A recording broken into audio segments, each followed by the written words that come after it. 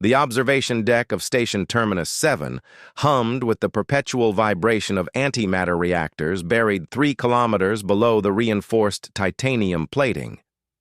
Oscar Chen stood alone, his cybernetic left arm reflecting the pale blue light of the gas giant rotating slowly in the viewport. 23 years of service in the Terran Defense Corps had left him with more scars than memories worth keeping. The airlock behind him hissed open with a sound like escaping breath. "I'm starving for the touch of a man," the voice rumbled through the chamber, each word carrying harmonics that human vocal cords could never produce. Oscar didn't turn. He'd been expecting her. Intelligence reports had tracked her vessel's approach for the past 6 hours. A draconian heavy cruiser, its hull composed of living metalloid scales that shifted through the electromagnetic spectrum like oil on water. "Ambassador Orla," he said quietly, watching her reflection materialize in the reinforced glass. "Your reputation precedes you." She was magnificent and terrible. 3 meters tall, her body a fusion of genetic engineering that had taken her species 2,000 years to perfect. Scales like polished obsidian caught the light, and her eyes, triple-pupiled, designed to perceive wavelengths from infrared to ultraviolet, fixed on him with an intensity that would have made lesser men flee. "They told me Earth sent its best negotiator," Orla said, moving closer. Her footsteps were silent despite her mass, a predator's grace encoded into augmented muscle fiber and carbon nanotube bone lattice. "They didn't mention he was broken." Oscar's jaw tightened. His service record was classified, but draconian intelligence was legendary. They'd know about Proxima Station, about the 300 men and women under his command who died when the antimatter containment failed, about how he'd survived because he'd been in the only shielded section, performing routine maintenance on his cybernetics. "The war's been over for 5 years," he said. "I'm just a facilitator now." "Liar." Orla's forked tongue tasted the air between them. Her species could detect pheromones, stress hormones, the subtle chemical signatures of deception. "You still dream of killing my kind.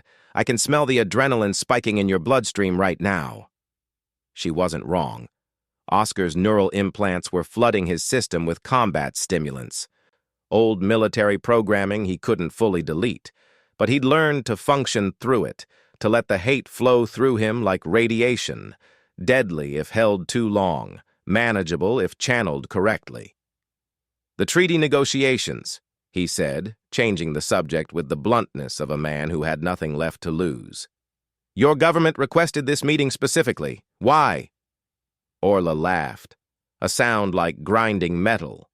She moved to the viewport, standing beside him.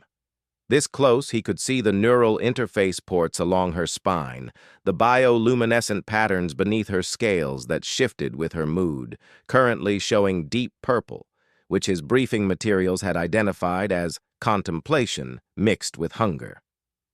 "Because I volunteered," she said. "When they needed someone to interface with humanity, to bridge the gap between our species." I stepped forward. "Do you know why?" Oscar remained silent. "Loneliness human. Pure, existential loneliness." Her voice softened, losing some of its predatory edge. "I am the last of the worm-class genetic line. My creators designed me to be perfect, stronger, smarter, more adaptable than any draconian who came before. They succeeded too well. I am the only one of my kind, and my kind cannot mate with lesser genetic variants without complications."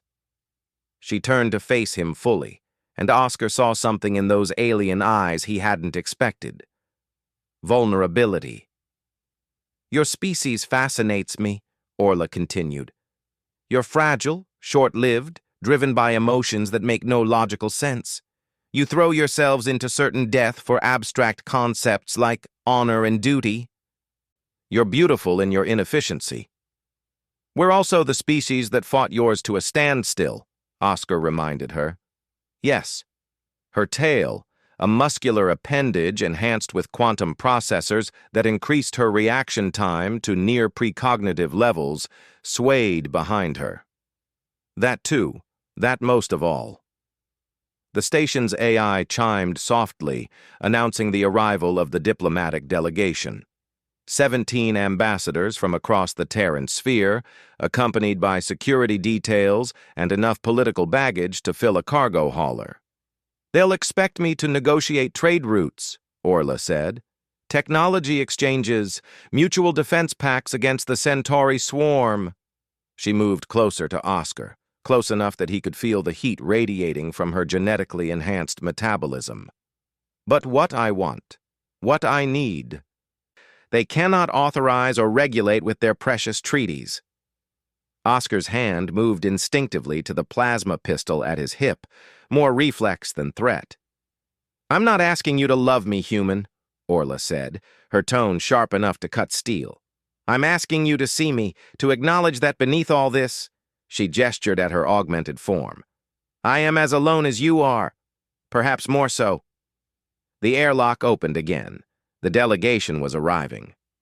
"The negotiations begin in 1 hour," Oscar said, his voice carefully neutral. "I suggest you prepare your opening remarks, Ambassador." Orla's scales shifted to deep red, anger, his briefing materials had said, or possibly desire. With Draconians, the two were often intertwined. "This isn't over, Veteran Chen," she said, her voice returning to its formal timbre. "We have 6 weeks of negotiations ahead, and I am nothing if not patient." She left the observation deck, her presence lingering like the ghost of heat after a fire has been extinguished. Oscar stood alone again, watching the gas giant turn, and wondered if the most dangerous negotiation wasn't the one about to begin in the conference rooms below, but the one Orla had just initiated in the space between two broken souls who'd survived a war that had tried its best to kill them both. His neural implants were still flooding him with combat chemicals. But for the first time in 5 years, Oscar wasn't sure if what he felt was hate, and that terrified him more than any battlefield ever had. End of episode 1.